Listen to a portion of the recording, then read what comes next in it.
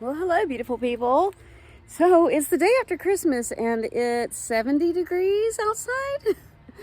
So I want to take advantage of this opportunity to get out and do a little bit of a nature walk with you, catch up on some stuff, but also there's supposedly a really big storm coming through and it'll be here through New Year's. So I wanted to get out while I could and show you the land and the woods and everything, and talk about a topic that I actually was going to make this video a long time ago and forgot, and then a viewer said, don't you ever get lost.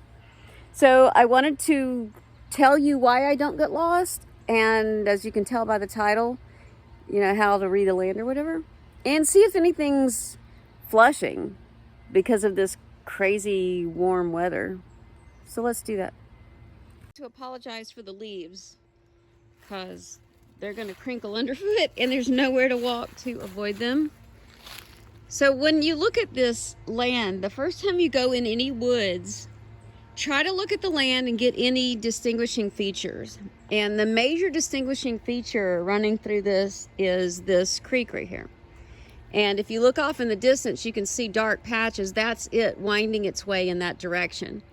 And I looked at it on the map also to see where it goes and any distinguishing features of the land surrounding it, all the private property around it and everything, so that if I do run upon like where I know this thing goes or whatever, I can orient myself. So you should always do that. Look at the map of the area and put it on satellite. The next thing you want to look at is the lay of the land. And I'm not sure if you can tell by looking at this, but that goes up. That probably goes up in elevation by, I don't know, 50 feet at least in that direction. And then the same in this direction, it goes up, just not as much. And you can tell then the land is coming down because of this creek, this body of water. So we're in a valley. So no matter where I am, if I follow the land downward, if I'm lost, if I follow the lay of the land downward, I'm going to run into this creek.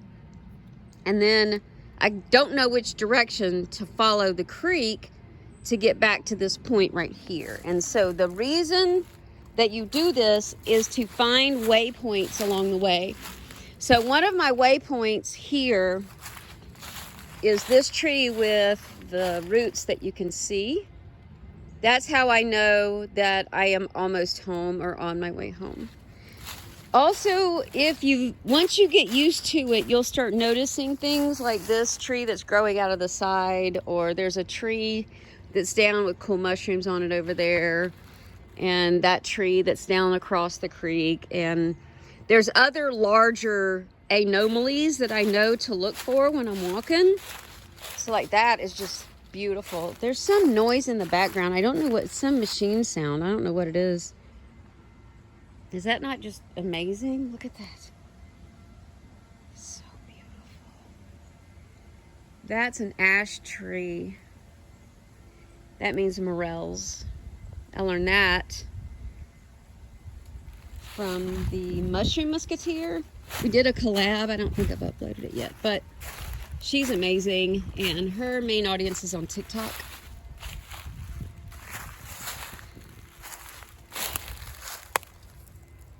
So that's some false turkey tail, because it has gills. See that? Turkey tail doesn't have gills, it has pores. This is still medicinal. I just don't need it. I have lots of turkey tail. So when I come this way, one of my first how to know where I am is that. And there's a tree that's got a large burl on it, and it's across over on that side, and I'll get to it in a minute. I actually did one of my videos sitting in front of it, so y'all will know that video when you see it. But that's another one of my waypoints. In this water right here, see how it makes this turn and makes that turn? This whole area right here is like this shoals, like a flat area full of rocks. That doesn't happen in any other place on this stretch of the creek. So I know if I come up on that, I know exactly where I am, and I know where to turn, which direction to turn to get home. I mean, clearly you're not going to have the same piece of land, lay of the land. Your land's not gonna do the same thing. But it can speak to you, and there's things to notice about it. Like, how did it get like it is, and what is the land doing? The hell? Right, this is new. I cleared all this out before. So something has, see that break right there?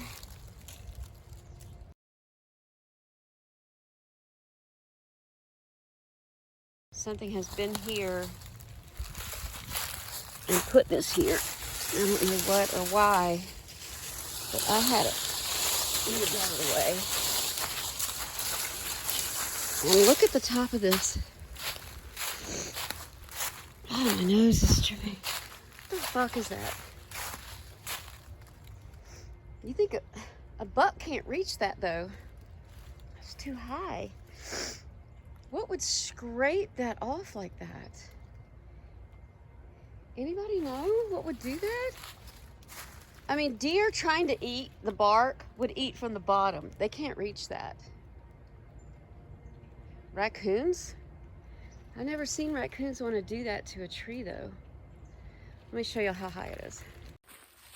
I'm 5'1" and a half. So this is 5 feet. Like, what can reach all the way up here to do this? And why is it doing this? I'm always surprised how quickly trees can break down, but this fell 4 years ago and it was a solid, thick, good tree. And now, like, I've watched different mushrooms break it down and now it's crumbling. And at some point I'm gonna be walking across this and it's just gonna, look at that. It's just, oh wow. It's so not good. It's not gonna be my bridge for very much longer. Ooh, what are these? Ooh, there's some pretty polypores. Some bracket fungi. I don't want to slide down this. I'm gonna slide. Oh shit, that's not cool. Man, I'm not gonna be able to get to them. Puffballs. Oh, what are all these? Proteus? Eurydice. All right. God. I think I've got maybe one more year with this tree being my bridge, and then probably not. So this is very disorienting. I'm gonna.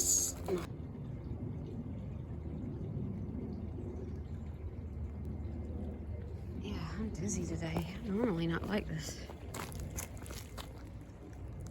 Alright, I'm gonna ask the mushroom musketeer what these are. These puffballs. Some mushrooms that you can grow, you know, like on grain and stuff like that, they're decomposing, and some of them decompose trees.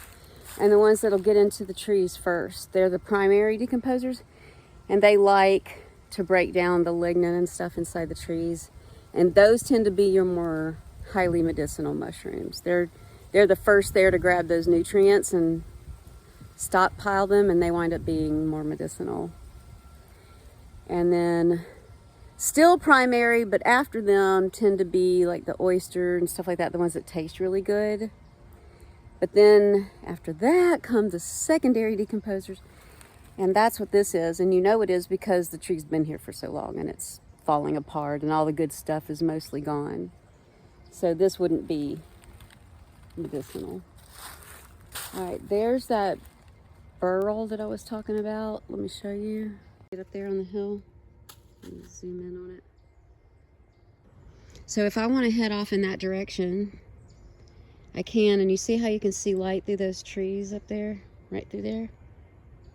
So I know that the woods ends somewhere over in that direction. I'll come out, and I already looked at the map, so if I show up there, I know where I am on the map. It would take me a long time, probably 20 to 30 minutes, to walk to that way to where I reach other private property situation, you know, and I'll know where I am if I reach that. If I keep walking in that direction, I'll know where I am. So eventually, if I walk an hour in any direction, I'll know where I am on the map, and then I could just walk city streets to get home. I mean, if, you know, worst came to worst. Because I checked my map before I got in. But I mean, I'm used to these woods now. I'm here all the time. But I do that before I go into any woods to look around and to forage.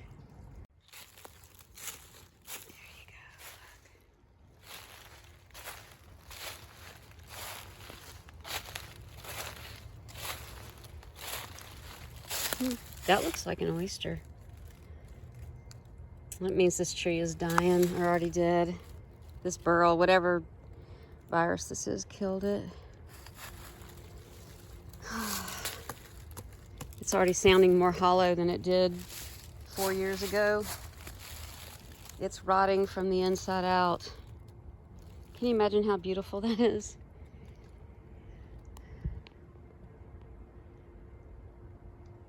So pretty.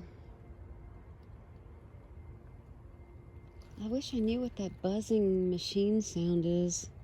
Wouldn't it be hilarious if I'm the only one hearing it? I don't know if y'all can hear it or not. Yeah, most of the trees out here are ash trees, so this is definitely the morel place. If you want to know what an ash tree is going to look like, these are the leaves. That's what they're shaped like this.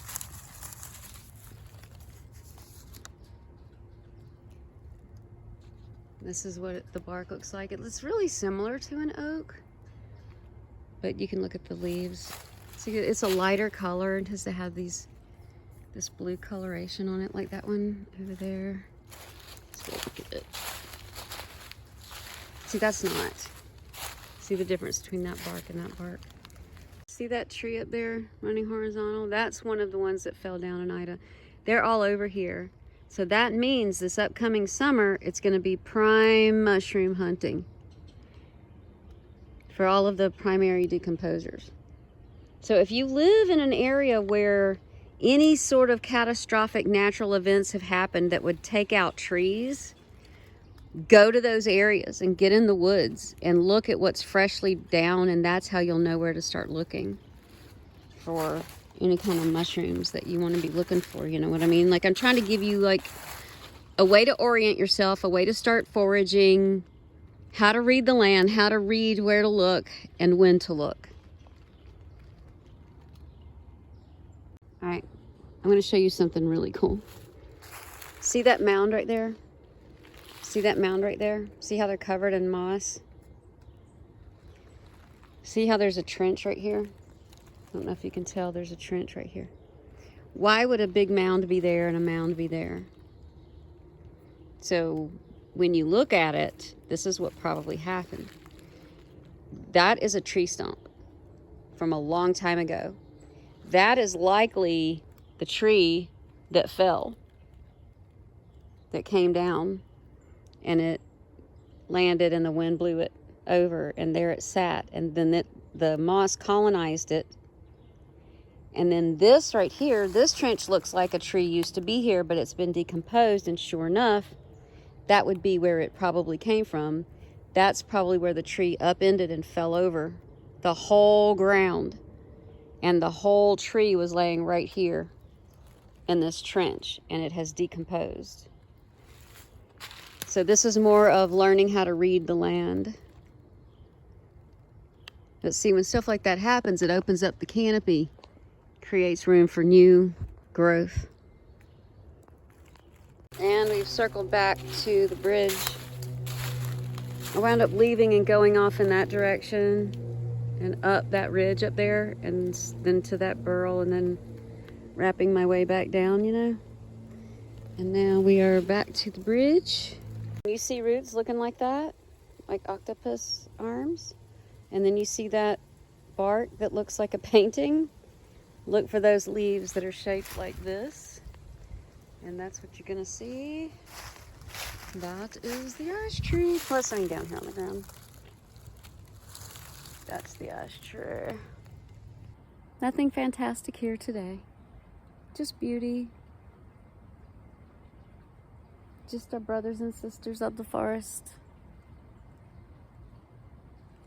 I hear them. I know who they are. You should go meet some too. The more that you go, the more they'll talk to you. They get to know you too.